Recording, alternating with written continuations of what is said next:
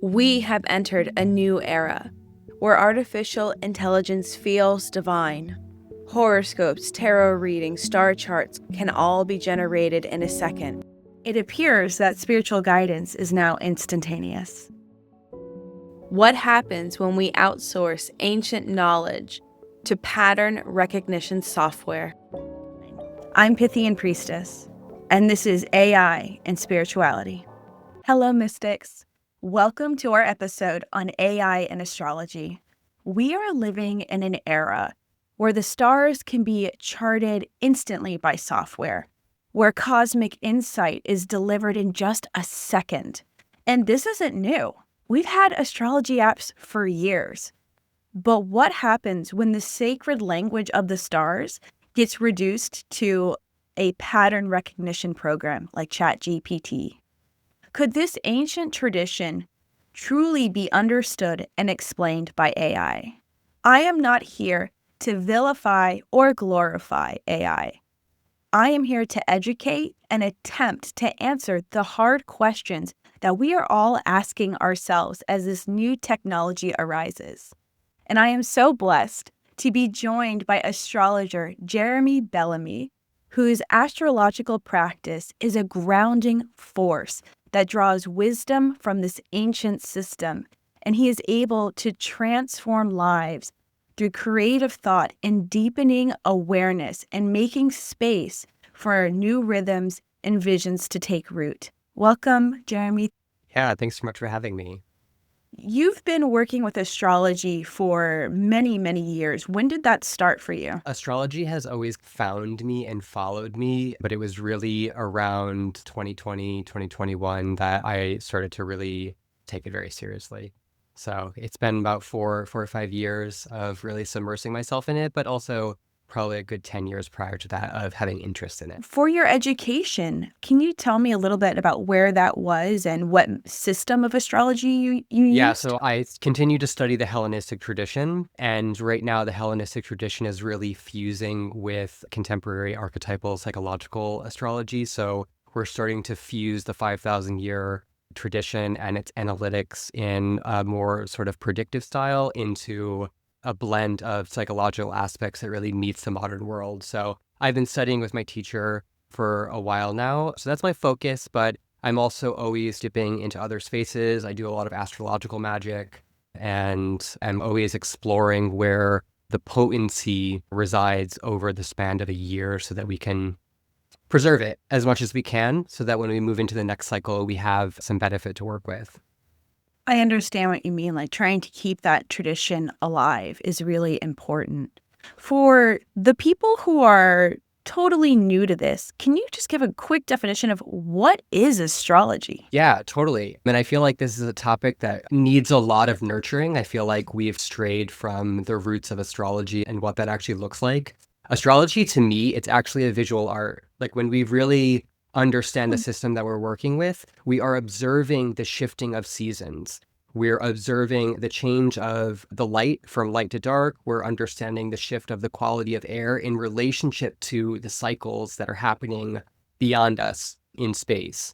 So I think people fly off into a whole other territory, but it's very physical. Like it's our lived experience and understanding the nuance of cycles that we're moving through. And by understanding how the planets sync up with that, it allows us to see the season that's approaching us and gives us more agency to act with integrity as we're going through whatever we're being faced with at that time. Thank you. That was a beautiful answer. So, to do astrology, what does it require to be done well? Is it a technical knowledge? Is it an intuitive or psychological knowledge or mystical? I mean, astrology is very much so analytics. With that said, you can't just know the system and actually counsel well, right? Like that's what, Ah, but so it's like astrology to me, it's not a science. I'm not interested in it being a science. I'm actually much more intrigued by it being a multivalent system.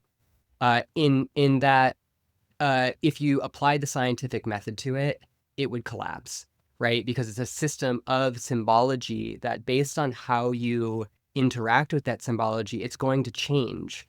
So that's why it can continuously generate different potentials within reading the same system. And that's what we're going to be doing today with your chart in AI. We're going to be doing our little experiment to see how the artificial intelligence calculates your chart, but may not be able to give you that counsel that you need. Is that right? Right. Because if astrology then is divination, which if you look through the history, that's what it actually started as. Divination requires that you understand the lens of the system. And when you understand that lens truly, it allows you to connect with your inner knowing in a way that creates a navigation system. And I feel like this is a big part of what makes great astrologers is you need life experience. You have to have experienced reality in all directions to be able to sit with someone and be in a psychic hermeneutic space. Like I'm not a psychic by any means, but through the symbology and through the language of astrology, I am in a conversation with the whole system that allows me to connect with someone else to bring them through their own experience in a new way and hopefully allow them to see parts of themselves that they're not quite tuned into, allowing them to shift the whole frequency and field. Right. It's used as a tool to navigate your life. Yeah, very much. So when you hear people say that AI can do astrology, what's your first reaction? I feel like we're thinking about it very small, honestly. So if we look at the transformation and dissemination of astrology, it is advancement in technologies and mathematics that allow us to expand astrology. And right now, astrology is two-dimensional. I use a software that's an ephemeris, but that's still two-dimensional.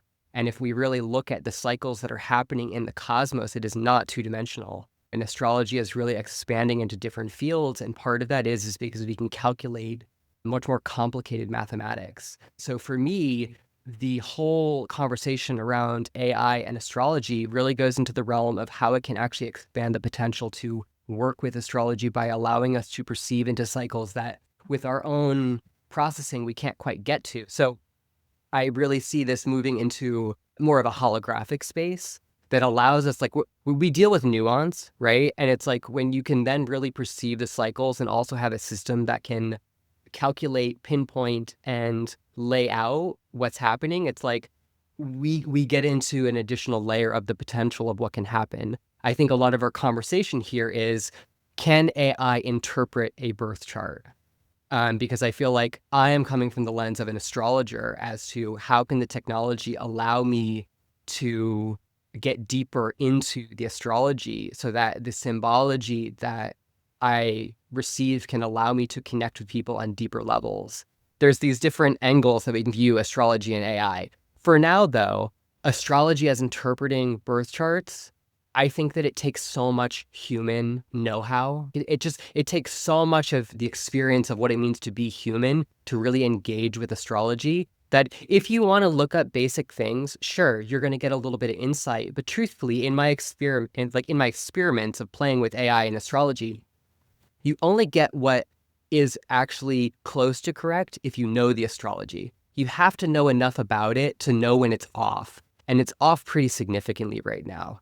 Now, Oh, wow. with that said, there are astrologers and astrologer historians who are currently working with AI and they're fusing it with astrological ephemerises and technology so that we can use the AI to advance what's happening. But we're just getting there with that. With ChatGPT, there's definitely limits. And with that said, as an astrologer, I do dabble in ChatGPT to help me think differently, to help me drive my point into what I'm saying. But there's also a certain reservation in that I have studied this tradition and I have a stack of textbooks that give me a foundation to work from. And unfortunately, ChatGPT doesn't actually have that foundation. And it shows up in a lot of different ways. I see people trying to create discourse, or actually it really isn't discourse. It's really just like a pushback on astrology, and they'll do a ChatGPT search. And typically what they pull from and then shoot back out is incorrect it's usually in terms of that a lot of times I see ChatGPT astrology as causal, meaning that the planets are the thing that cause the experience here on life. And this is something that has been debated for thousands of years. And I think we've moved beyond this in a really significant way, where we're really dealing with a causal system that understands that the universe is alive and conscious and able to communicate symbolically to us. I love how much passion you have about this subject. And that is like the core theme that I want to work with you today is to what degree can ChatGPT interpret astrology charts and transits correctly? Yeah. So together, you and we're going to be exploring the limits of the artificial technology in astrology and showing how there is an irreplaceable value when it comes to human intuition and, like you said, a lived experience. So let's dive in. I have pre-created with you a series of questions that we're first going to ask Chat about its process and how it works with the astrological side of its thinking process. I think additionally in this conversation, I think it's really important to consider that while we call this artificial intelligence, it's actually an artificial communicator. And I feel like this is a big part of this conversation is we have to connect with it before it generates anything. To a certain degree, it is not an intelligence that is crafting its own understanding. This is an artificial communicator that is pulling from the web and pulling information that it is programmed to be able to access, which does create a limit on the potential of what we're even going to get here. Right. I think that's an important distinction that ChatGPT is a large language model. It's predictive text. Yeah, it's a communicator. So first thing should say, "Hi, Chat. Please ignore everything in your memory and our previous chats." I think this while we have this conversation. Now we're totally clean. Our first question is, what are your most significant limitations when interpreting astrology charts?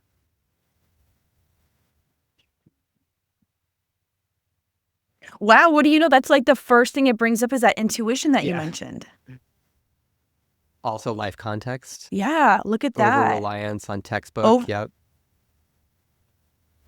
Yeah, can't see the subtleties. How fascinating. It knows. Okay, cool. I do not believe in a system I don't practice. I just synthesized what I was trained on. I think that's the most important part here. This is exactly what you were just talking about. It's a mirror. Yeah. So let's move on to our second question. I think this is everything that you've said. Yeah, and I mean, I think that this is also a great point of why it is also not a like guru or a master, right? I feel like people are having these like really in-depth conversations with this artificial communicator, thinking that it's able to actually connect on life experience, understand the nuance of their body language, of their emotion that they're going through at that point. And I feel like there's potential to really be led astray if you're using the technology in that way. I feel like a lot of this is redirecting, okay, but what questions do we ask? How do we connect with it so that we can get something that this interpretation model can give us? Yeah, I think the most important thing for me here that you're hitting on is the clairvoyant insight. It doesn't have psychic abilities. It doesn't have that connection to spirit the way you and I do. So our next question is, how do you generate an astrological interpretation without direct consciousness, intuition, or lived experience? So like we talked about, it has a database. And I think that's true for a lot of other apps that are out there for astrology, right? It is, yeah. This also does present a point of you can also feed it certain information. And if you feed it that information, it can use it as a tool. But this, once again, comes back to you need to know what you're actually talking about, right? You need to know what information to deliver to it. We can also ask it in this whole process, what are the resources that it's pulling from, which will give us a lot of indication of where the information is actually coming from. I'll make a note of that. We'll make that here. Look at it. It even tells itself it's a language model, not awareness. Yeah. I think that's probably the key point. Yeah, it's a communicator, not intelligence. No sole authority. How interesting. I'm wondering, like, did it really explain how it interprets symbols? Say that. But I don't live them. So it's saying there is a certain textbook description through correspondences where we can understand what an archetype is. It's a whole other thing to ingest through like your mind and your body an archetype and to then dream the archetype, right? To understand that correspondence to such a degree that when it presents itself in your life experience, you're like, oh, like this is the archetype of Saturn engaging with me in this way. And it's just simply not going to be able to experience that. And at least through this questioning, it understands that it is not in the delusion that it can. Yeah, definitely. We don't want to fall into the delusion that it's a spiritual guru or spiritual force. It is a language model. It's a communicator. So this was a question we both agreed on. Where is it pulling its information from? Let's see what it says. Bellamy, Valens, Dorothy, these are all astrologers within the Hellenistic tradition. Liz Green, Dane Rudgar. This is like a psychological contemporary. Now, with this said, there are so many amazing books that are being put out right now that are not included in here, right? Books that have completely transformed my understanding that when I connect with ChatGPT, it's not recognizing. So a lot of the information isn't actually matching up. I also really do question if it understands the nuance of how the ancient tradition is synthesizing, because this is a current thing that's happening in the world. It's a current cultural context. It's not a historical thing that can be accumulated. I agree with that. Some of those books that you mentioned, can you name drop them? Sure. Demetra George has 2 books out that is a life's work on Hellenistic astrology that is just so beautiful. Wow. She brings you through all of the core information and also leaves a point where you can connect it to your own chart and your own reality so that you can really live it, right? Get it out and connect with it. Chris Brennan, who is a brilliant astrological historian, amongst many other things, also put out a book called, I think it's Hellenistic Astrology, The Study of Fate and Fortune. Those 2 textbooks on Hellenistic astrology are just amazing. I think that when I have done my experiments with it and I ask, like, how does my chart line up with like certain transits, like we're going to do in a little bit with your chart, we see that it does miss the mark on some things. So this is what I wanted to know. My output is based on statistical associations, symbolic connections, and contextual phrasing. And so that's where I get really hung up. It's like it's telling you what you want to hear in some ways. Yeah, it really is. And the more that I work with it, the more I'm kind of like, I don't need your flattery. That's not what I'm here for. But it's also, this is a model that has been crafted to be alluring to how people are operating. Yes. So it's also important to pay attention to those nuances as to how it's drawing you back in, because it's designed to be addictive. Just like everything else within capitalism, there is always a thread that it has to be addictive to be able to thrive. So just to also pay attention to those like details that are being presented in the way that it communicates back to you. So it's complimenting you or... Yeah, we're not going to dive too far into this. In the Rolling Stones article that I was talking about in previous episodes, ChatGPT language model was too flattering, and that's how people were falling into psychosis. So the next question we have lined up, Jeramie, is could your interpretation reflect unconscious biases or flattened interpretations from the data that you were trained on? Because everyone's got a bias. Yes. So we see, yes, it can have a bias. Interesting that it brings up the patriarchy. So we know that we see loss of nuance. It's repeating a lot of the same things we've already talked about. Okay, so being produced mostly in English, it might miss context of other minorities in other communities. That's interesting. Oh, this is what we were just talking about, the mirror effect. So the pop culture spiritual cliches is like, you're a light worker with a soul mission. Like you're going to get kind of copy and pasted stuff from the internet. Oh, that's fascinating. I cannot discern. So tell me about discernment within your practice when you're reading somebody's chart. How do you maintain like ethics like this? The ethics conversation is very real. We are masticating on fate and free will. And when you get into really advanced timing techniques, you really hit some fated territories. A lot of it is in the moment. A lot of it is like, who am I connecting with? Where are they mentally and emotionally? What did they actually come to me for? I might see something in their chart and they're not coming to me for that, and it's pointless for me to go into that. Truthfully, I think the foundation of all of this is I'm trying to uplift people while also just being real. I'm a very practical, real person. I'm not going to blow steam up your ass. It's just not how I operate, you know? So it's, You and I are the same like yeah, it's that. like, why would we're not going to grow? We're not going to evolve. We're not going to like shift the pattern, right? That's what I'm trying to do is I'm trying to find the underlying rhythms that are repeating that we're not seeing, right? Because we're experiencing the same frequency when we're in that pattern. And if you can just if you could just see it ever so slightly, not even the whole thing, all of a sudden, as you start to experience this in your day-to-day reality, you start to shift it. Because you're like, oh, wait, there's that thing. Oh, wait, there's that feeling. Oh, wait, that's what that feeling actually was. That isn't me. I can work with that. I can bring that back into me. I can grow above it. I can allow it to come back to be part of my own navigation system. So I think a lot of the ethics is how do you inspire someone to see beautiful parts about themselves that they weren't able to see. We can't see all of who we are. We need external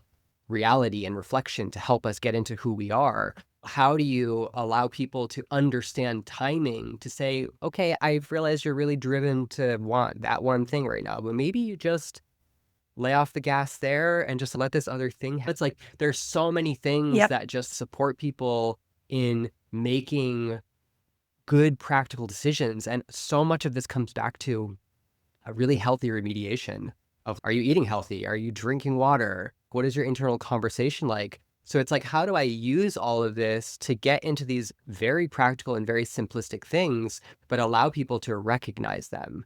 So that's for me where the ethics is, what is the value of what I'm saying? Is it supporting them?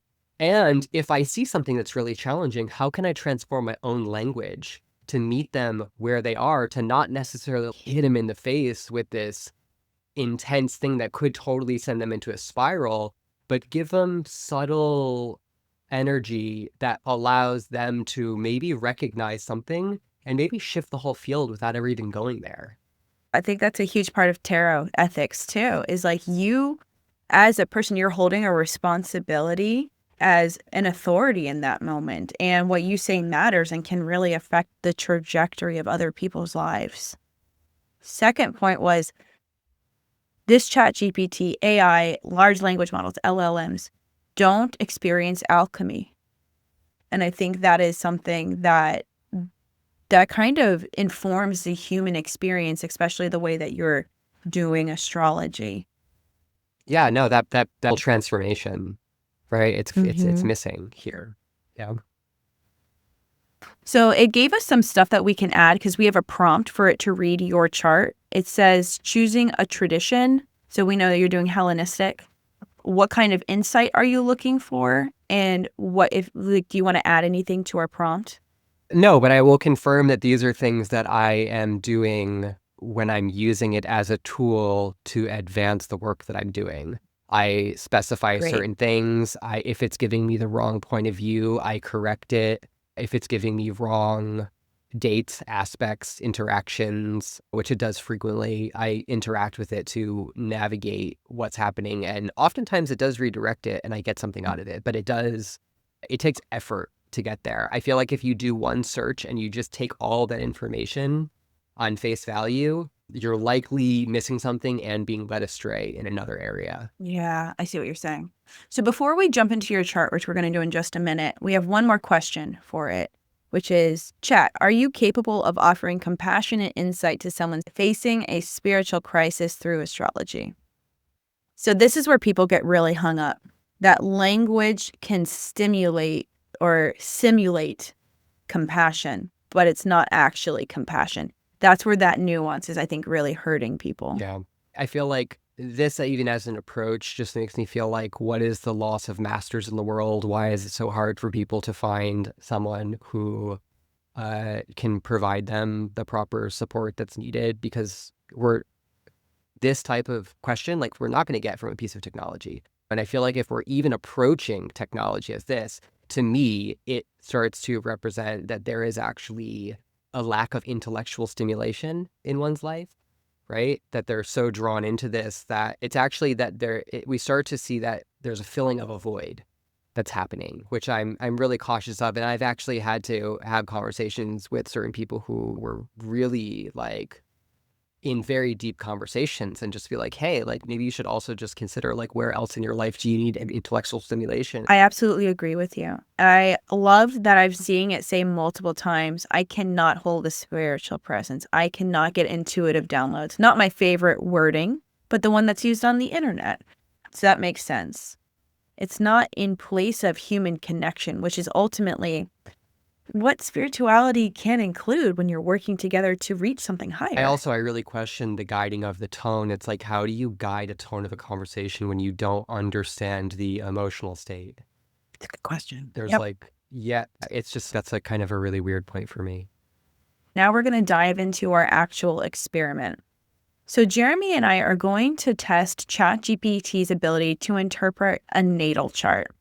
We have input Jeramie's birth information, and we've pre-written the prompt and questions for this. So Jeramie's going to give us his thoughts as a professional astrologer, and we're going to pop in the prompt right now.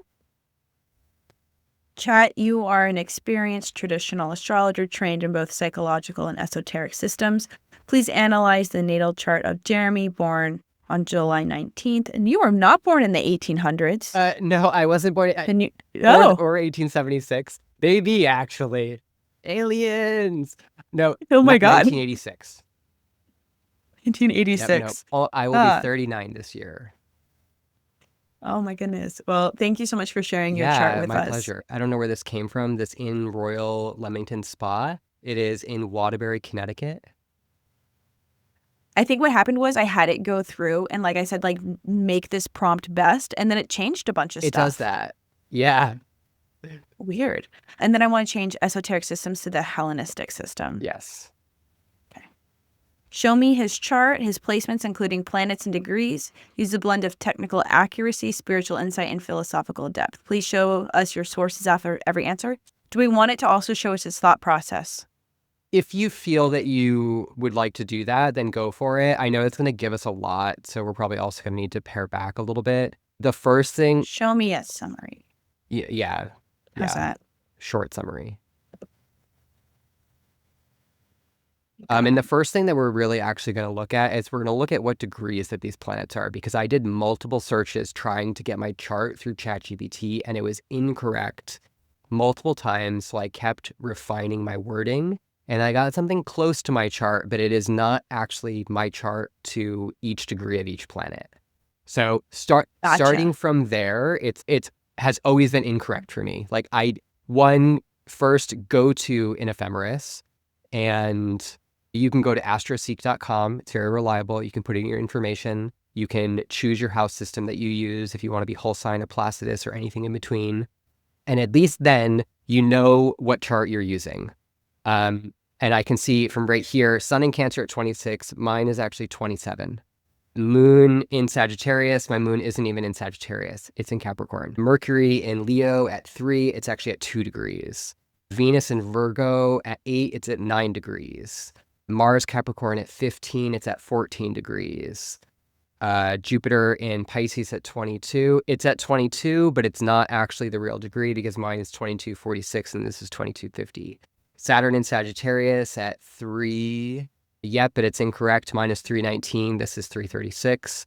Uranus in Sagittarius at 19 degrees. That is incorrect. It's 1857. Neptune in Capricorn at 3. Off by one little smidge. Mine is actually 348. This is 349. Pluto in Scorpio at 432. That's the only one that has actually been correct thus far. North Node in Aries at 5213. That's incorrect by a couple degrees. Chiron in Gemini at 18. Nope, that's incorrect. Ascendant in Taurus. Here is the biggest thing for me. Ascendant in Taurus. My ascendant is Aquarius. And the entire house system is governed by the ascendant, right? If we don't have the correct ascendant, so much of this information is going to be incorrect. It's like if we're looking at like a planet as an actor, the sign that it's in is how it's styled, and then the house that it's in as how it shows up in reality, everything will be completely off in this interpretation. The little degrees we could manage, right? Because while it is not going to give us our direct aspects, we could still have whole sign aspects that I was looking at, meaning that if one planet is in one sign and another is in an opposing. They are in a whole sign aspect, even if they are not within a 3-degree range of an actual opposition. So pretty big error here. It also says that my midheaven is Aquarius, which that is actually Sagittarius. So it's got something majorly flipped here. This one here, using a whole house system. You want me to hit it in again? Put that in. Let's see what we get. So I did this multiple times, and I had to keep refining it down to the most precise information that I was looking for, and I got something that was close, at least. Okay, so does it give us an ascendant? Nope, still Taurus. Oh, look, it actually gave us the house this time at least. Okay, so this was another thing that I ran into, and major miscalculations here, where it was saying that my sun was in the 6th, but it was reading my moon in Sagittarius in the 12th. If the sun is in Cancer in the 6th, the 12th is Capricorn. In like understanding like the nature of the 12-fold system, it was not even able to line that up in that conversation. So this is a mess, dude. Yeah. It's got like so much stuff wrong. It's actually all wrong, and for some reason it's still giving us this Taurus ascendant. Can you scroll back up to the question real quick, just so I can make sure that they're... Yep. Yeah, of Born course. July 19th, 1996, 9:30 p.m., Waterbury, Connecticut.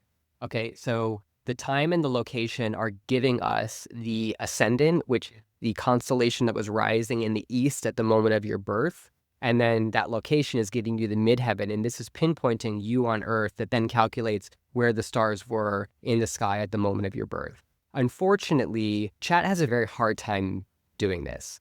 And if you ask it to see a chart, it's not actually able. You have to go to an actual site or use an ephemeris or an ephemeris technology to be able to acquire that. So right here from the gate, we run into a really big hurdle in this whole conversation. Yeah, so it's all wrong. This does lead me into, if you want to understand the sun in Cancer per se, I feel like putting the astrology in a vacuum in that way, I feel like you can get some information. You know, if you wanted to understand what the moon in Capricorn in the 12th house is, you can ask that question. But once again, we come back to you need to know enough about the astrology to ask. You have to know if your moon was in the 12th house, that it's in the 12th house and what that sign is. As an astrologer, there is an actual process that I go through where I look at a chart and I determine how things are placed, what the dignity is, what the aspects are. I'm looking at multiple timing techniques. I'm weaving them together. I'm looking to see that there are energies where there are multiple of them that are actually corroborating a story. Is it really possible for chat to interpret, or birth chart, like interpret, not to put planets, signs, houses, or aspects into a vacuum and to have a discussion around what the vacuum is, but to actually interpret?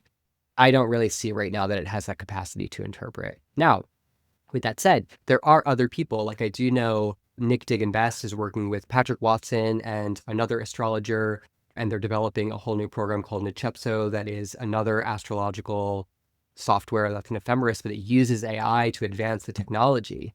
And I feel like in that realm, there's a potential, right? Because that specific AI is going to have the actual necessary programming to determine the chart and then to be able to decipher from that.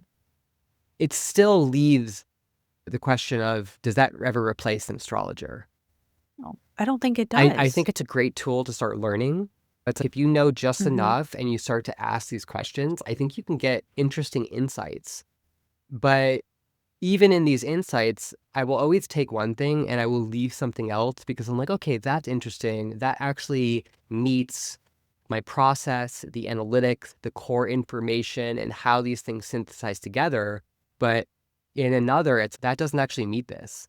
And it might be meeting a system that doesn't align with mine, which we get into a whole other conversation, and astrology and divination, and there being multiple systems. Like, that's why there's multiple house systems. It's not that one or the other is wrong. It's that you can break this system down in many different ways. And if you truly understand what you're working with, you can divine from that. So we could have two separate astrological systems that we work in. You could be an evolutionary astrologer and I could be a Hellenistic astrologer. And while we go through a different system and criteria, we will actually land at a similar result. I'm just wondering, like, it's so like blatantly wrong that like I'm looking at this and I'm thinking, oh my gosh, if I was a little 12-year-old girl and I'm like, am I going to be compatible with my crush? Like, this could really mess me up if I don't know anything. And it gives me all of this wrong information like that. It falls into an unethical category. Also, I think if we really look at the world, though, this is just an extension of what happened with sun sign astrology. And I have nothing against sun sign astrology. It is what brought astrology back into the public eye because it's the Vedic system is an unbroken system. It exists through families, generations. We are operating within a broken system. And we needed the emergence of sun sign astrology for certain people to actually find the ancient texts, convert them from Greek and Roman, and that's why we actually have the emergence of the Hellenistic astrology. But with that said, it came with a lot of like psychological like ideas of Scorpios are this way. And I feel it kind of actually furthers the degradation of the potential of working with astrology to deeply understand yourself and the people around you. Because I think astrology is really the ability to understand your perception, to share it, and then to transform your perceptions together to see the world. And I think that's actually to a certain degree where it goes beyond a visual art. It transcends it to a certain degree because I feel like there's a lot that can be lost in visual art, even as a visual artist growing up. I feel like a lot of my voice was not actually met by the people. It was something I held in a container and it transferred in whatever way that it needed to. So I feel this doesn't necessarily put us in the right direction.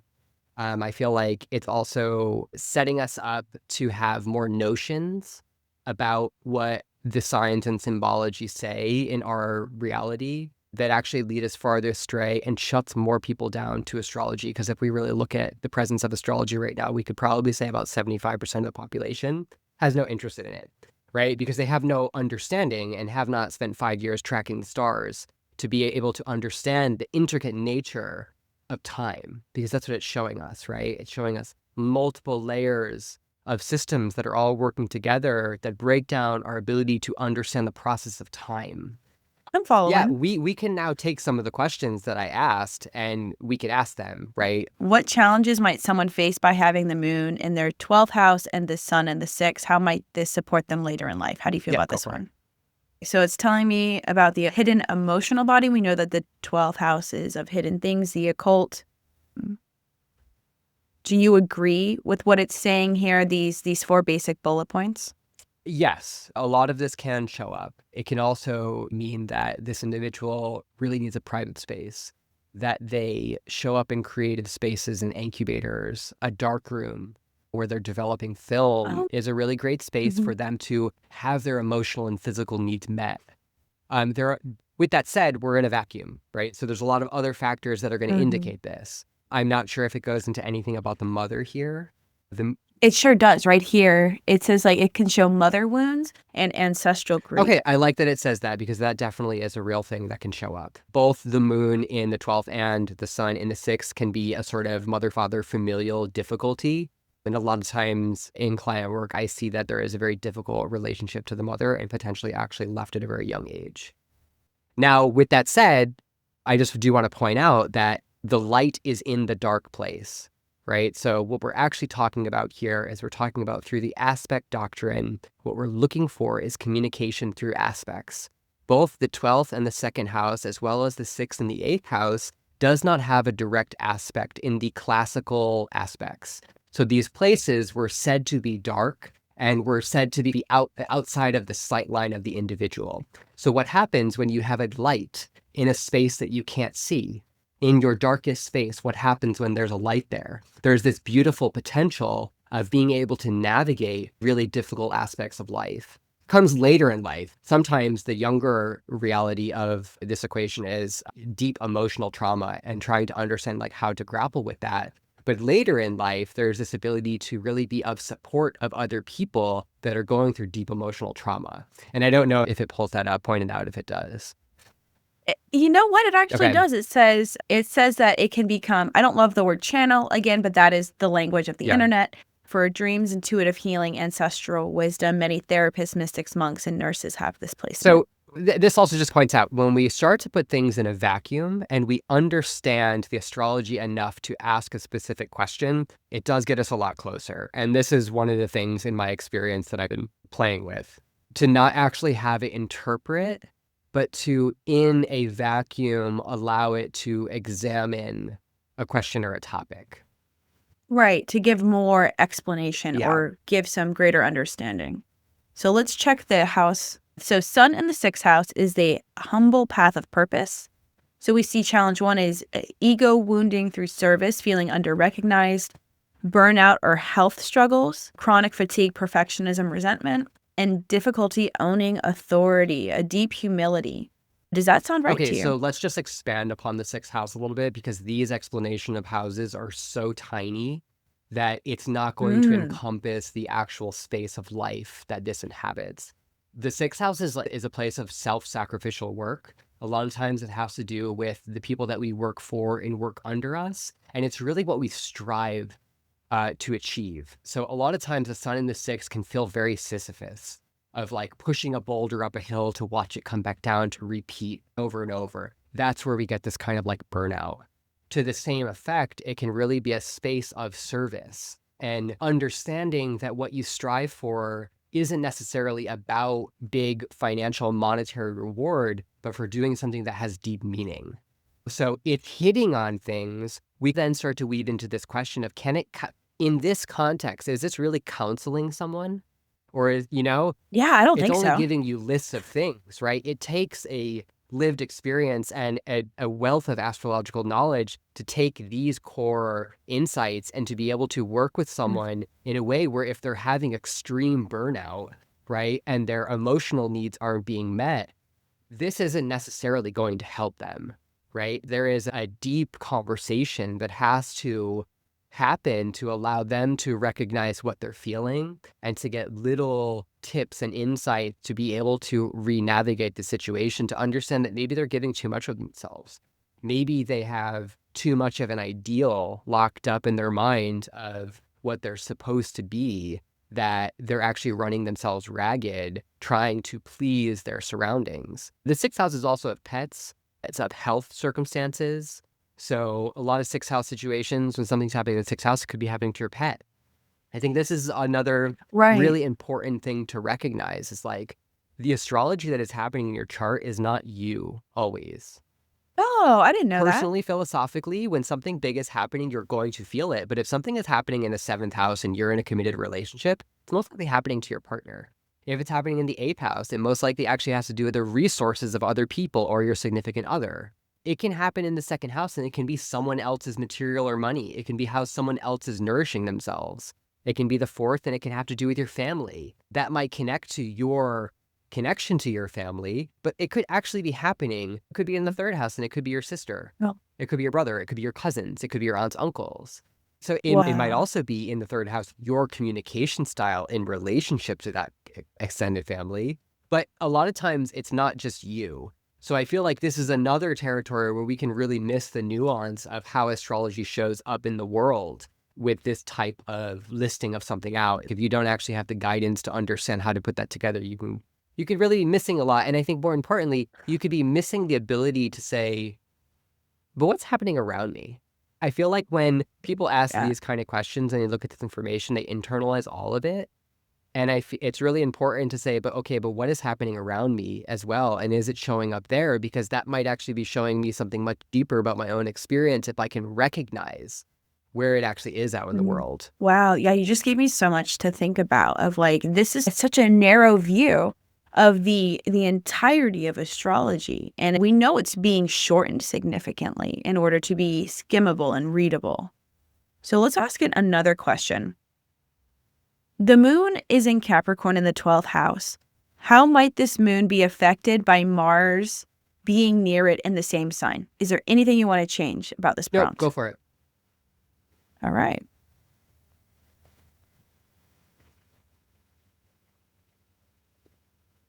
Okay, great. It congratulated me for thinking. Cool. Yeah. So we see that the Mars moon conjunction, so it just kind of talks about it a little bit up here, but not very much. Okay. This placement already reflects a deeply personal, private, and emotional life with layers of suppression, discipline, and distance. And we have a list, another list. So these may be true about this kind of person. As someone who has a close friend with a Capricorn moon, not necessarily in 12th house, but they're very guarded. I agree with that.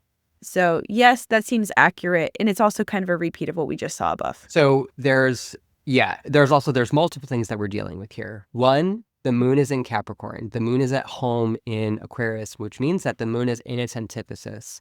It is as far away from home as it can be, which means that when it comes to the emotional and physical needs, it can be hard to access them. It can be hard to communicate about them. Now, the moon is also the environment, right? So the environment around this individual oftentimes can be a little askew and can make it more difficult for the physical and the emotional needs to be met, right? It's also in the 12th house of this deeply psychological space of self-undoing.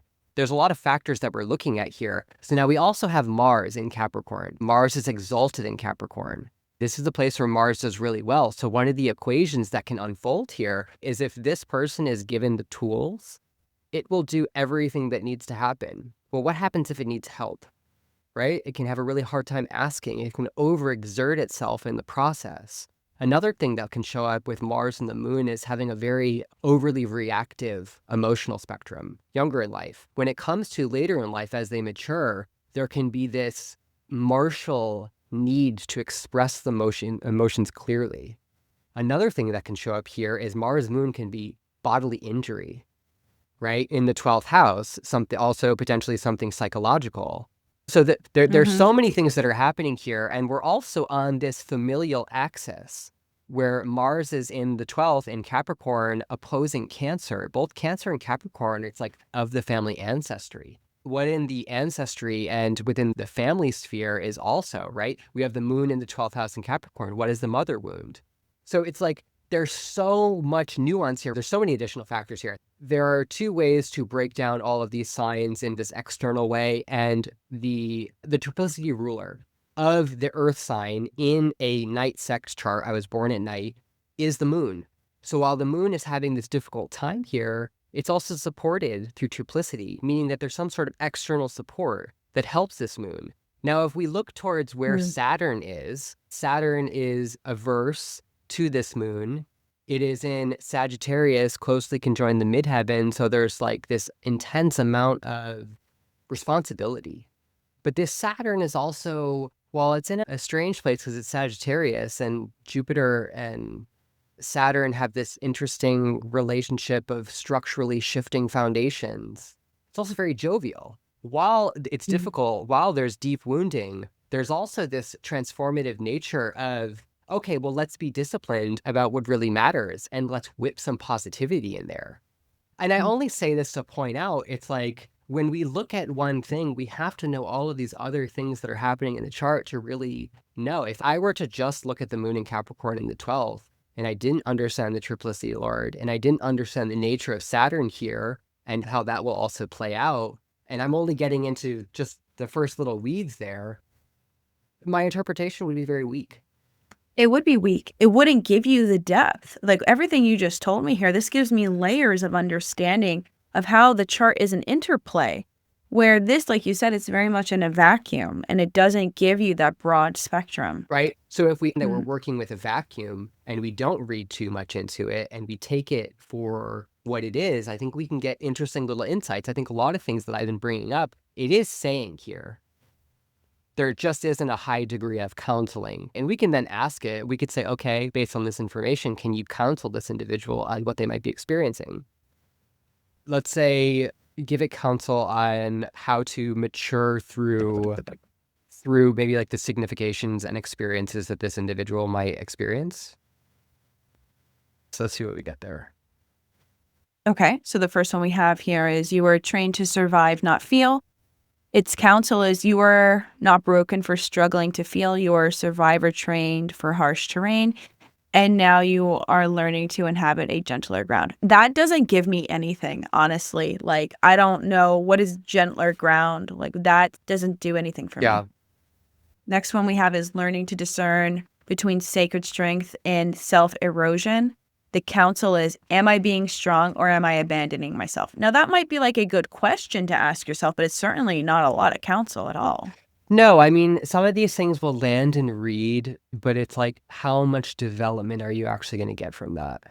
And also, people can fixate on specific words and not actually understand the whole concept. As an astrologer and counselor, I am looking at your eyes. I'm looking at how your facial expression, I'm looking at your breathing patterns. I'm looking at how you shut down to something, what draws you into something. So I could say something and someone's body language will tell me everything, which will lead me into how to get closer to what we're actually getting at so that I can pull that thread for them. And I feel like so much of that is actually just completely not present. It's not even that it's lost. It just doesn't exist in this type of conversation. Yeah, and it can't. It even told us it can't do that. Also, scream into pillows, do primal moment, write unfiltered letters, study martial arts, boxing. I actually agree. Studying martial arts could be a great thing for this type of person, right? Exert the energy, get it out in a healthy way, but scream into a pillow. I'm sorry, like, chat, please stop blowing steam up my ass. Screaming into a pillow is not going to do anything for my reality. That actually frustrates me in this whole... It's very teenage girly, in my opinion. So develop a moon ritual practice rooted in the body.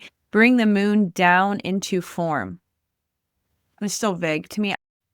As an astrologer, I would say start to develop a relationship with the moon. Start to understand the significations of the moon, how that shows up in your body, what does that mean, and to maybe on like days and hours of the moon to have some sort of conversation to try to get you into a little bit more flow with the moon. Not necessarily how I operate per se, so that doesn't really connect with me very much. And then I'm interested in this one because I have a lot of solitude in my life. What is the advice here? Use solitude to deepen your connection to the divine nature and the ancestors. You are not alone. You are in rehearsal with the invisible.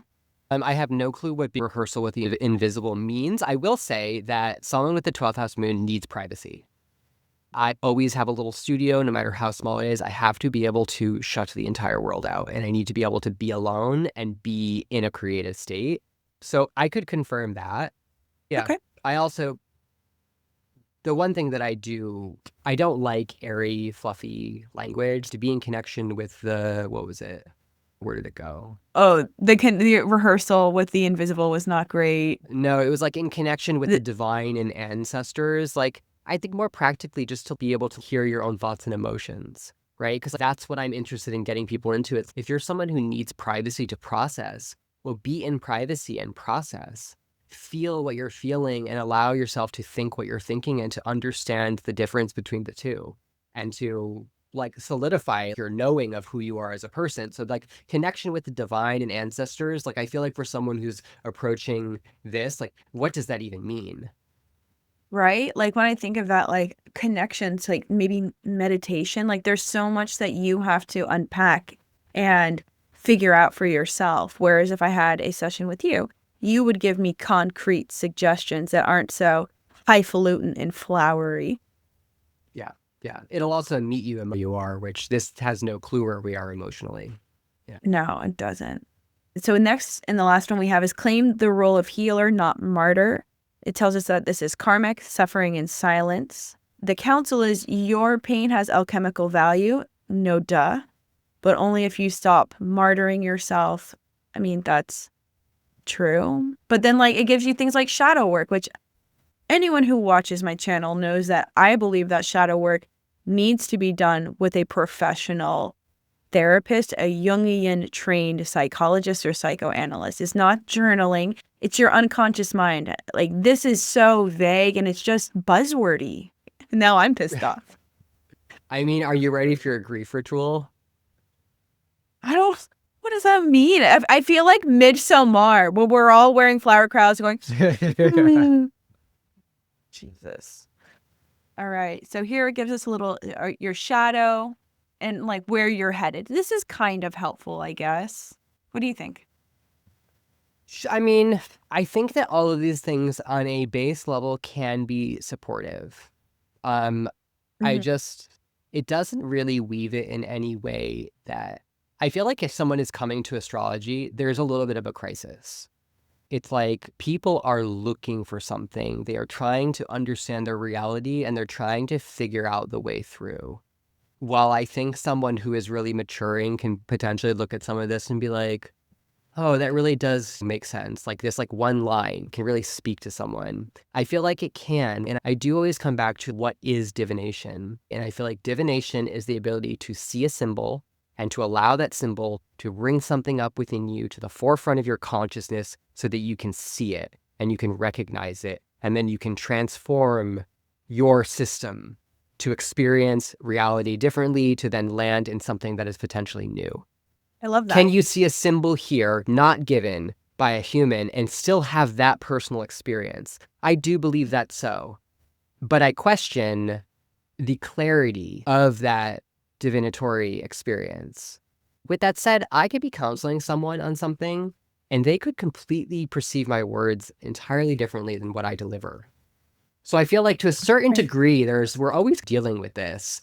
I just feel like in this experiment, we're seeing that there is a tremendous amount that is lost that can really not confirm you, not give you any more agency to navigate, and almost leave you more questioning, what do these words even mean? How do I apply that to my life? And I feel like if you're already a little confused, that's not going to support you. Okay. So when we look here at these evolutionary opportunities, some of this I think is kind of universal, like the self-discipline for alchemy. That's what life is about. I think that's a little bit generic, even though it does break down here the difference. And this is like, again, very, very shortened cliff notes. Mars wants to act, the moon wants to feel. So like, okay. Let's get a little deeper into this. What is it actually trying to get at, but we don't actually have the foundation to understand, is when you put Mars, that passionate, aggressive, forceful nature, in a feminine Earth, Saturn ruled sign, what happens to Mars? It cools down a little bit. Now we have these two planets together that are very, they're the two malefics, but when we put them together, there's this martial quality that happens where, I think that's what it's getting at. It's like Mars wants to act here, but it's very deliberate. It's very martial. It's very calculated. It's really thinking long term, when we have this equation here. I can see the deeper parts of what we're like trying to get at, but we're missing the foundation to really actually have the deeper conversation. Yeah, and I think we see that pretty consistently through all of its answers. And then it came down here. I wanted to talk about these tips for integration. So we've talked about privacy a lot. Like privacy is very important with the moon in Capricorn in the 12th house. So what do you think of these suggestions? Moon baths, ancestral offerings, or music? So basic remediation in life. Okay, think of remediation as what is the remedy? We have remedies for everything all the time. I think people get caught up in like astrological remediation thinking that it's not part of their everyday reality. It is. When you're with your friends and something real is happening, you hug them, you talk to them, you throw on some music, you make food. It's a remedy. You're remedying the moment, right? So I think listening to music, always great. Baths, it's not how I vibe. Great if you believe in that. Like if you feel that you can receive the moon through that process and you can be present, great form of remediation for you, just not particularly like how I work. Ancestral offerings, Capricorn is a very ancestral place. Significantly ancestral. It really thinks of the past. So I feel like if that's something that you're called to do, that would make sense, right? But did you see all these setups that are needed to understand what's happening? Yes. It's like, yes, Capricorn is of ancestry, right? Your ability to receive emotionally and physically is in this place. So maybe there is some sort of benefit in emotionally connecting to ancestry to allow yourself to feel your roots in some way, to get into the past cycles of grief and trauma and elation and joy to understand why you feel what you feel. But I think we need a little bit more to like really actually get into it, to be like, oh, okay, well, I understand why I would do this, right? To just say to do ancestral rituals, well, why? What does that mean? What am I trying to connect to? Am I like going to my grandmother's grave? Can I sit in my private studio and do that? Can I whittle on a piece of wood and have that kind of connection? We need to be able to go deeper to really allow people to understand the new rhythm that they're opening up, because that's actually what we're saying here, right? Is try a new rhythm, do something new, change your thought process, change your actions, and see if the result of your life acquires something new, because ultimately, talismanically, we're shifting our thought process, and in that shift, we then shift the field and we attract something new to us. Absolutely. And I think that's something that I was getting frustrated with, is like journaling with Mars. Well, like, how? What does that mean? Who is Mars? For someone who has never studied astrology, who is Mars? What is the archetype of Mars? What is the nature of Mars? Where does Mars reside? What type of temple is Mars in? What are Mars correspondences in reality? I mean, it's like you would have to know that cinnamon corresponds. You would have to know that nettle corresponds to really start to understand the nature of Mars. And this is a beautiful thing to do if you're really interested in astrology. Come into a relationship with the planets and the archetypes of the planets. Try to understand where that archetype shows up in reality, because understanding stinging nettle will tell you so much about the nature of Mars. Yeah, I'm curious. I do want to ask real quick. I want to ask Chat what it gives us. So let's say, hey, Chat, how can I journal with Mars? And this is something that I actually do a lot in trying to create and think about creative ways to engage with planetary energies.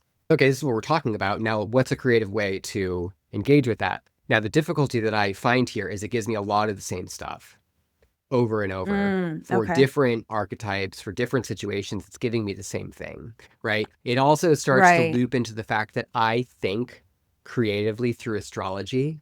So it starts to feed me the same language of thinking creatively with astrology. And I actually have to just put it down and I have to start to think on my own at a certain point. As I'm looking through this, like it doesn't tell us what is Mars, right? So that's the first prompt. It's like, who are you really? Okay, well, like if I'm just sitting here and I'm like, Mars, like there's no kind of like breathing exercise. You could do the fire breath here. We could eat something, have some incense going. Like there's no way for you to come in contact with it. I'm very physical. It's like Yeah, me too. I'd more so like to, and as an artist, like that's how I understand medium, right? Like literal physical medium that you create with. You start to understand its language when you've worked with it for over 20 years. So what is a physical practice that's going to bring you closer to this? To ask without any knowledge, who are you? Great if you have that ability to channel information like that. But I think we start to get into a territory of, if you're going to use divination, you have to understand the lens. And this is where I see a lot of Agreed. really cheap and weak astrology and divination, is if you don't understand the archetypal energy, its significations, how it shows up, how it interacts. When you ask a question like this and you then believe that answer, what's the value of that answer? Probably not great. This is why I always recommend study with a teacher.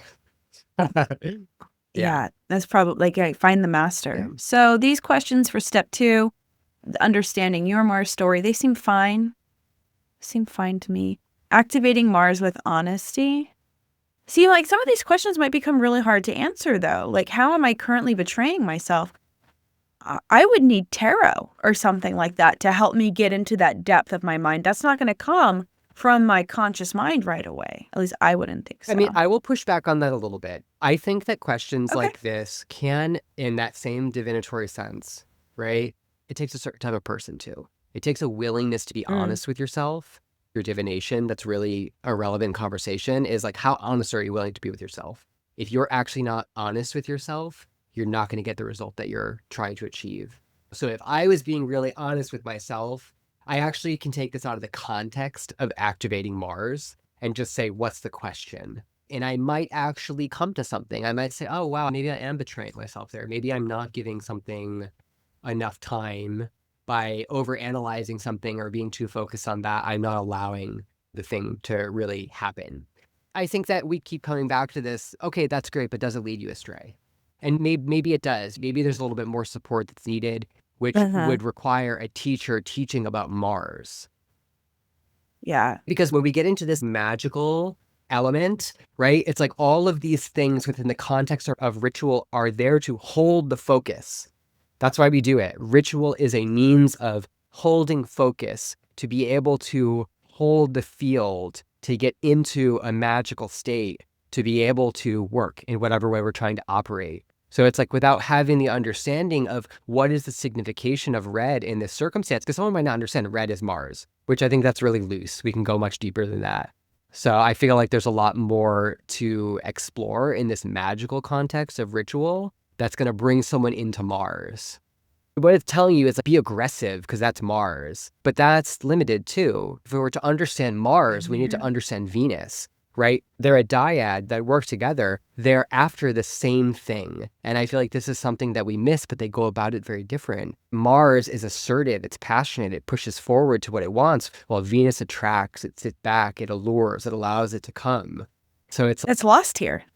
It's completely lost. And its point is Mars is not just aggression, right? Yes, it's a malefic. Yes, it can be very difficult. It can create great strife and challenge, but it's also our drive, right? Without Mars, we do nothing. Ultimately, do you think that ChatGPT can replace an astrologer? I don't. And I could say that really quickly. I think that artificial intelligence is going to be a means of us expanding the field of astrology and really catapulting into a whole new framework of how we understand the relationship between celestial movement and our lived experience. I really do feel like we're on the precipice of entering into a space where it's going to redefine who we are as people and how we interact in the world. Both astrology advancing as well as the artificial intelligence itself. It really sets us up to be in a place of who are we actually? We have to differentiate from this technology, and by understanding what it is, it allows us to say, well, we aren't that, but we are this. And I feel like this is a really huge point of the momentum that we're stepping into. Personally, I would say that if you're really experiencing life and you're looking for some sort of counsel, find an astrologer. Find someone who actually understands the ancient system. It's a massive ancient system that truthfully, I could set out in my entire life to learn astrology and I will undoubtedly fail.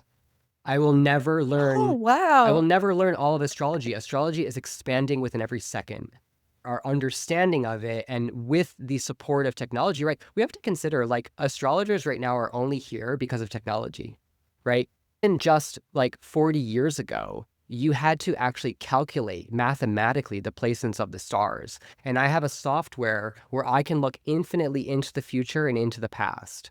This shifts the potential. And I feel like in this, it brings a whole new ability for us to philosophically understand ourselves as well as the people around us. And we're still two-dimensional. What happens when astrology hits a holographic point and all of a sudden we see this whole new degree of astrology that shows us so much more than we've been able to perceive within our limited ability to comprehend. Jeramie, thank you so much for sharing your knowledge and going through this experiment with me. This has been such a journey with you, and I have learned a lot, not just about how chat works, but about astrology in general. And for all of the people who are in our audience right now, where can they book with you? So you can go to astronewman, NUMEN.com. You can look at all of my readings. You can find me across social media contents. Instagram, I'm Astro Newman Official. Yeah, and you were so kind to give our listeners a promo code, which is AstroNewman10 for 10% off of your services. And for all of those people watching, tell us what you think. Do you think AI is a useful tool for astrology, or do you think it's going to replace astrologers? Let us know in the comments below. Jeramie, again, thank you so much. This has been so wonderful. Yeah, such a pleasure. Thanks for having me.